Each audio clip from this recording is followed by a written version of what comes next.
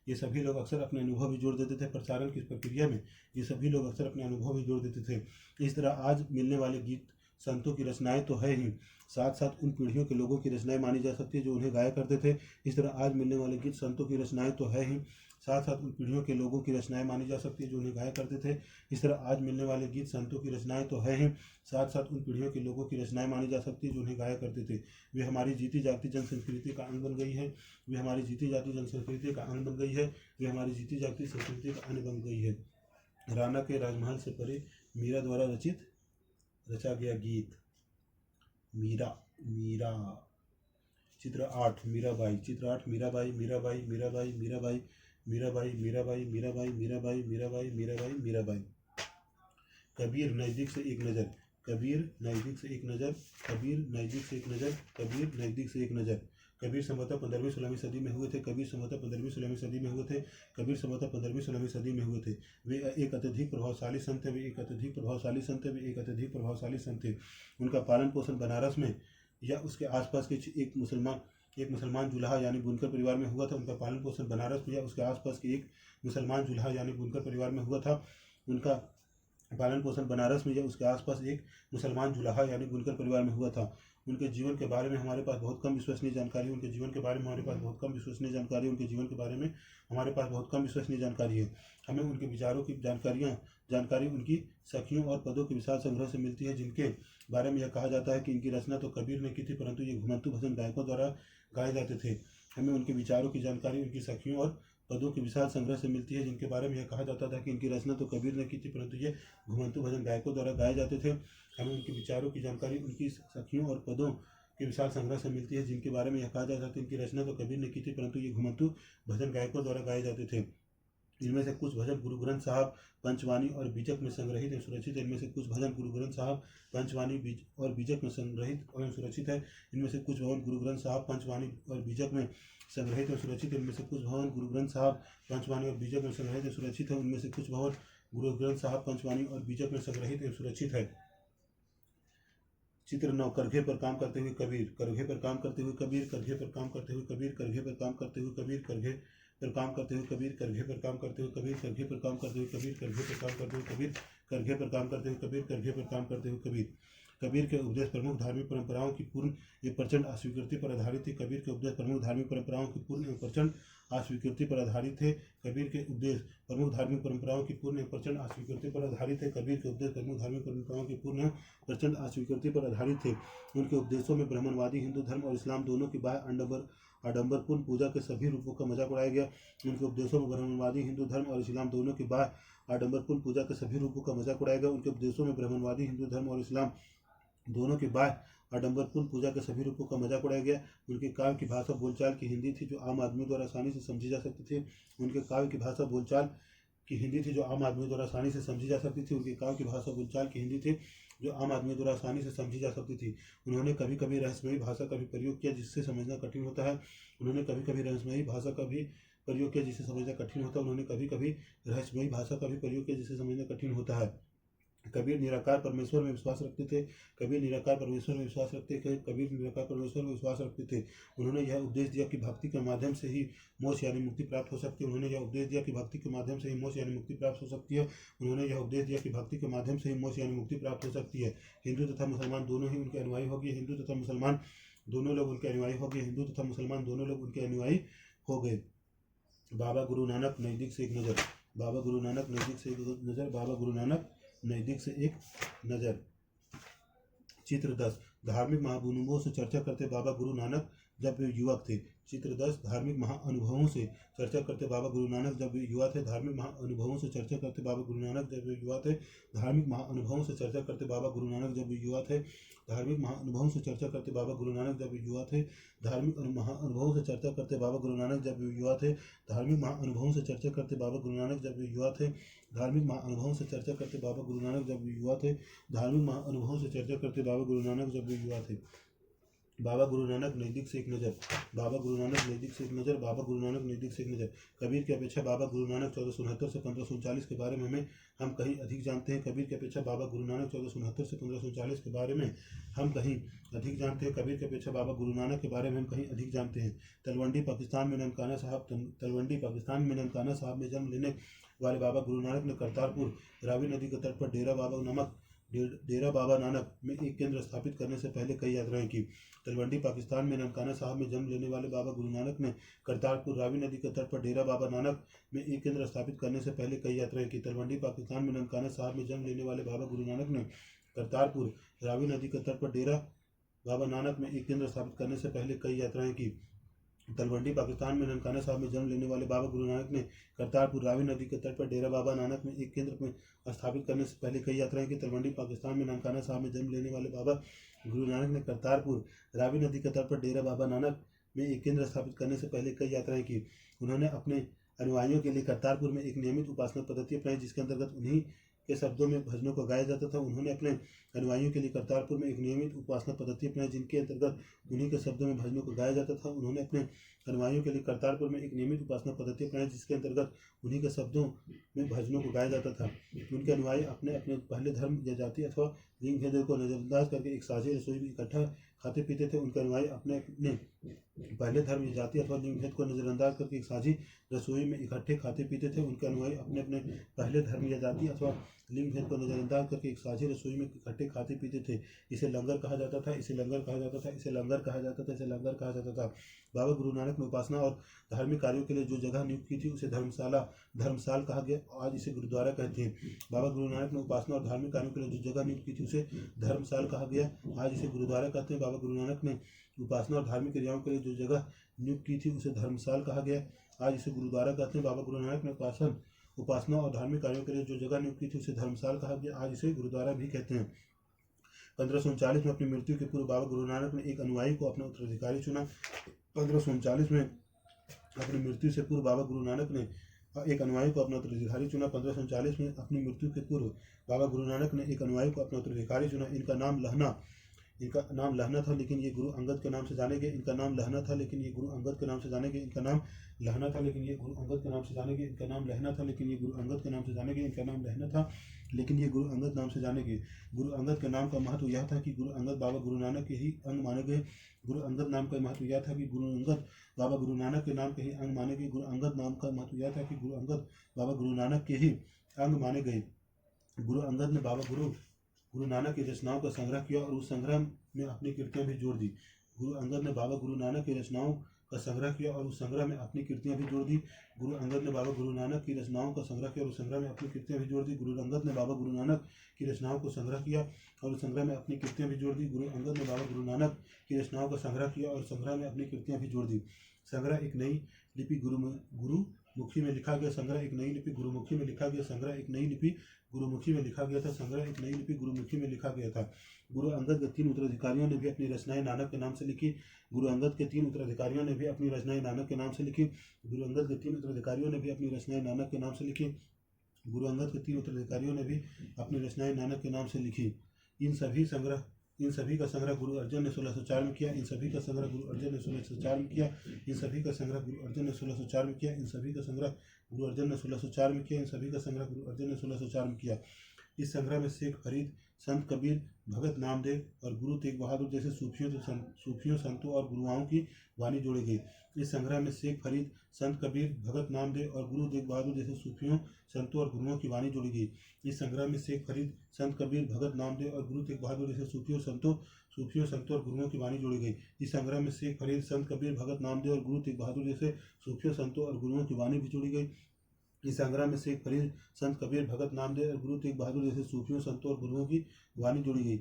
1706 में इस वृहद संग्रह को गुरु तेग बहादुर के पुत्र व उत्तराधिकारी गुरु गोविंद सिंह ने प्रमाणित किया। 1706 में इस वृहद संग्रह को गुरु तेग बहादुर के पुत्र व उत्तराधिकारी गुरु गोविंद सिंह ने प्रमाणित किया।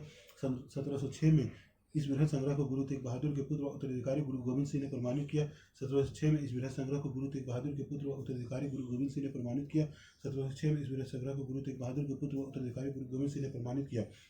आज इस संग्रह को सिखों के पवित्र ग्रंथ गुरु ग्रंथ साहिब के रूप में जाना जाता है। आज इस संग्रह को सिखों के पवित्र ग्रंथ गुरु ग्रंथ साहब के रूप में जाना जाता है। आज इस संग्रह को सिखों के पवित्र ग्रंथ गुरु ग्रंथ साहब के रूप में जाना जाता है। आज इस संग्रह को सिखों के पवित्र ग्रंथ गुरु ग्रंथ साहब के रूप में जाना जाता है। आज इस संग्रह को सिखों के पवित्र ग्रंथ गुरु ग्रंथ साहब के रूप में जाना जाता है। चित्र 11 गुरु ग्रंथ साहब की एक आरंभिक पांडुलिपि, गुरु ग्रंथ साहब की एक आरंभिक पांडुलिपि, गुरु ग्रंथ साहब की एक आरंभिक पांडुलिपि, गुरु ग्रंथ साहब की एक आरंभिक पांडुलिपि, गुरु ग्रंथ साहब की एक आरंभिक पांडुलिपि, गुरु ग्रंथ साहब की एक आरंभिक पांडुलिपि, गुरु ग्रंथ साहब की एक आरंभिक पांडुलिपि, गुरु ग्रंथ साहब की एक आरंभिक पांडुलिपि। 16वीं शताब्दी में बाबा गुरु नानक के उत्तराधिकारियों के नेतृत्व में उनके अनुयायियों की संख्या का विस्तार हुआ। 16वीं शताब्दी में बाबा गुरु नानक के उत्तराधिकारियों के नेतृत्व में उनके अनुयायियों की संख्या का विस्तार हुआ। 16वीं शताब्दी में बाबा गुरु नानक के उत्तराधिकारियों के नेतृत्व में उनके अनुयायियों की संख्या का विस्तार हुआ। ये अनुयायी कई जातियों के थे, परंतु इनमें व्यापारी, कृषक और शिल्पकार ज्यादा रहते थे। ये अनुयायी कई जातियों के थे, परंतु इनमें व्यापारी, कृषक और शिल्पकार ज्यादा थे। ये अनुयायी कई जातियों के थे, परंतु इनमें व्यापारी, कृषक और शिल्पकार ज्यादा थे।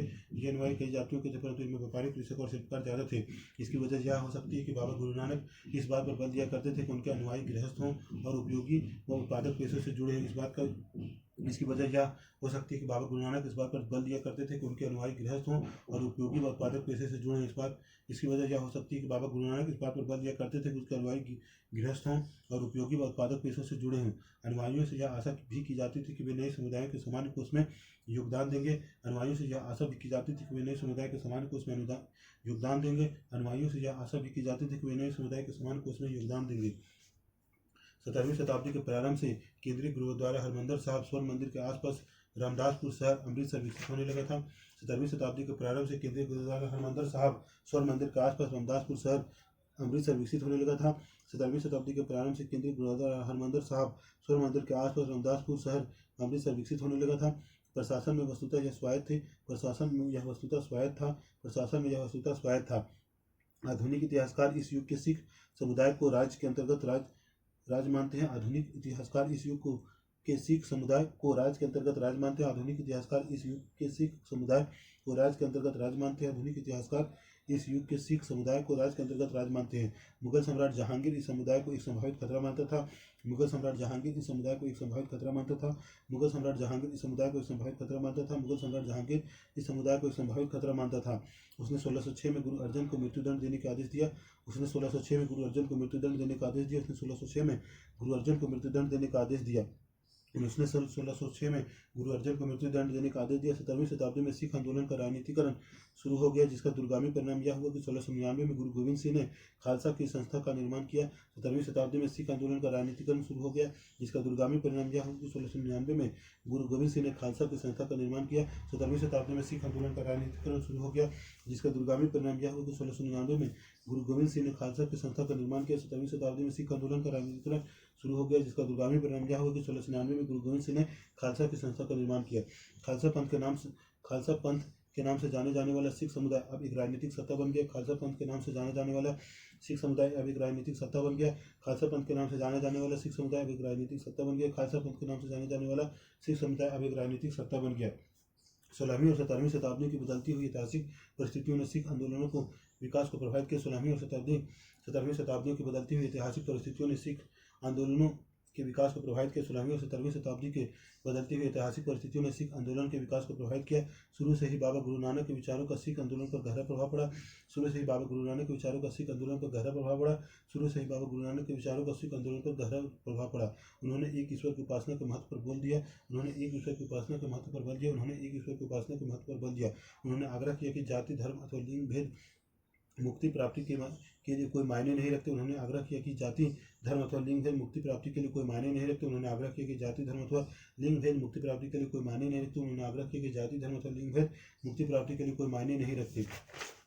उनके लिए मुक्ति किसी निष्क्रिय आनंद की स्थिति नहीं थी, बल्कि सक्रिय जीवन व्यतीत करने के साथ साथ सामाजिक प्रतिबद्धता की निरंतर कोशिशों में ही नहीं थी। उनके लिए मुक्ति किसी निष्क्रिय आनंद की स्थिति नहीं थी, बल्कि सक्रिय जीवन व्यतीत करने के साथ साथ सामाजिक प्रतिबद्धता की निरंतर कोशिशों में ही नहीं थी।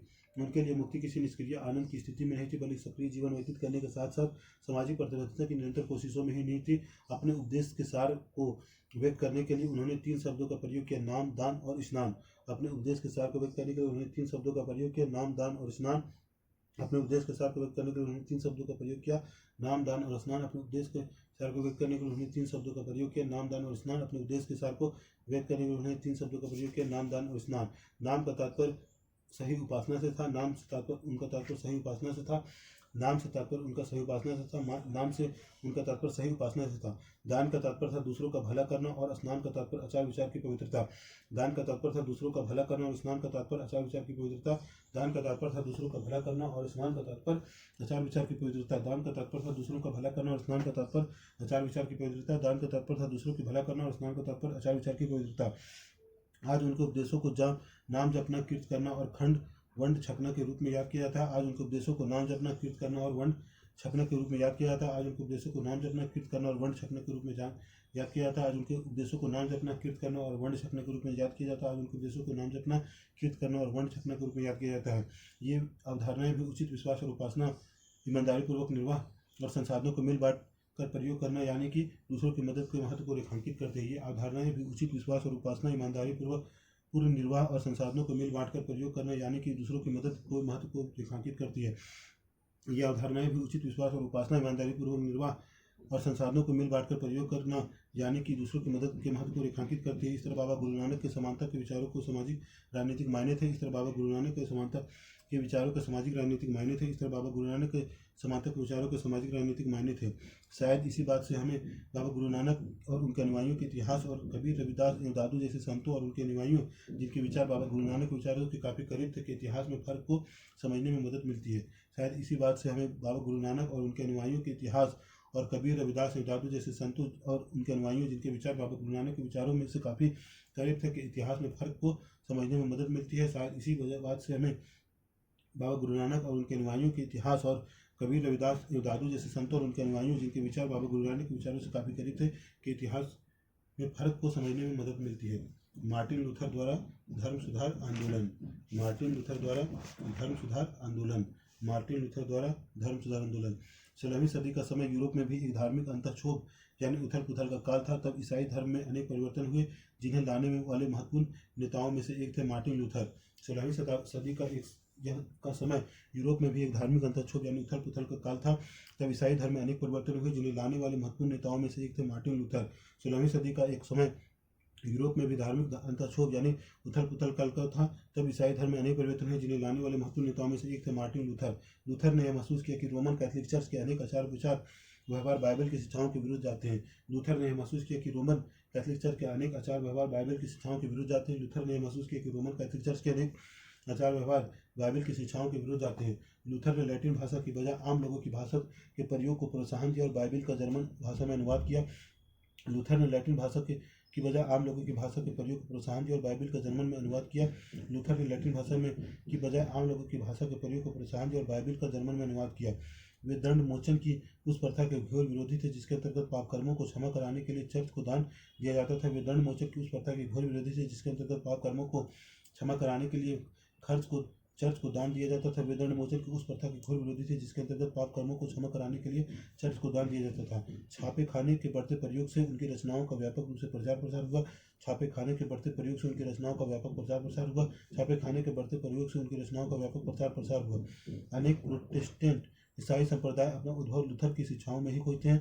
अनेक प्रोटेस्टेंट ईसाई समुदाय अपने उद्भव लूथर की शिक्षाओं में खोजते हैं। अनेक प्रोटेस्टेंट ईसाई संप्रदाय अपनी उद्भव लूथर की शिक्षाओं में खोजते हैं। चित्र 12 मार्टिन लूथर द्वारा जर्मन भाषा में अनुवादित बाइबिल का शीर्षक पृष्ठ। चित्र 12 मार्टिन लूथर द्वारा जर्मन भाषा में अनुवादित बाइबिल का शीर्षक पृष्ठ। मार्टिन लूथर द्वारा जर्मन भाषा में अनुवादित बाइबिल का शीर्षक पृष्ठ। मार्टिन लूथर द्वारा जर्मन भाषा में अनुवादित बाइबिल का शीर्षक पृष्ठ। मार्टिन लूथर द्वारा जर्मन भाषा में अनुवादित बाइबल का शीर्षक पृष्ठ। मार्टिन लूथर द्वारा जर्मन भाषा में अनुवादित बाइबल का शीर्षक पृष्ठ। हर हर महादेव।